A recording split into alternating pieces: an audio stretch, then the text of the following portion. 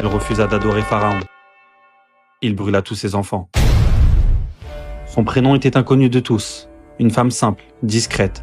Sa seule présence dans ce monde, c'était d'être la coiffeuse de la fille de Pharaon, l'homme qui se prenait pour Dieu. Elle passait ses journées à peigner les cheveux de la princesse. Mais dans son cœur, elle cachait un secret qui allait lui coûter la vie. Un jour, alors qu'elle coiffait la princesse, le peigne lui échappa des mains. Et sans réfléchir, en le ramassant, elle dit « Bismillah », au nom de Dieu. La fille se figea. « Tu veux dire au nom de mon père ?» Pensant qu'elle parlait de Pharaon.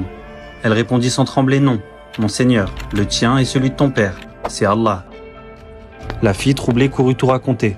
Et bientôt, la coiffeuse fut convoquée devant Pharaon. Il la fixa de son trône avec arrogance et demanda « As-tu un autre seigneur que moi ?»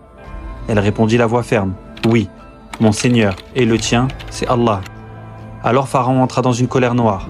Il fit préparer une marmite gigantesque, remplie d'huile bouillante. Le feu rugissait en dessous, l'odeur de la mort emplissait l'air. Puis il fit venir ses 5 enfants. Parmi eux, un bébé, encore allaité. Pharaon lui dit « Renie ton Dieu, ou je les jette un par un. » Elle resta silencieuse. Alors il jeta le premier. Il lui ordonna de renier Allah une nouvelle fois. Elle serra ses dents et se tut. Alors il jeta le second, puis le troisième. Ainsi ses 4 enfants furent jetés dans l'huile bouillante, sous ses yeux impuissants.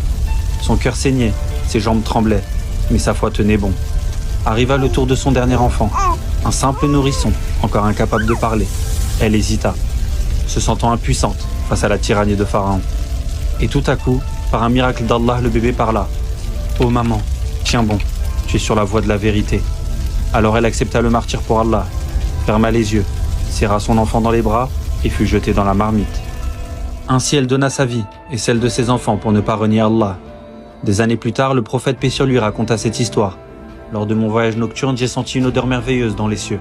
C'était celle de la coiffeuse de la fille de Pharaon et de ses enfants.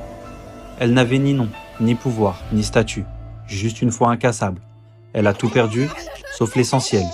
Son nom, on ne le connaît pas, mais son odeur remplit encore le paradis.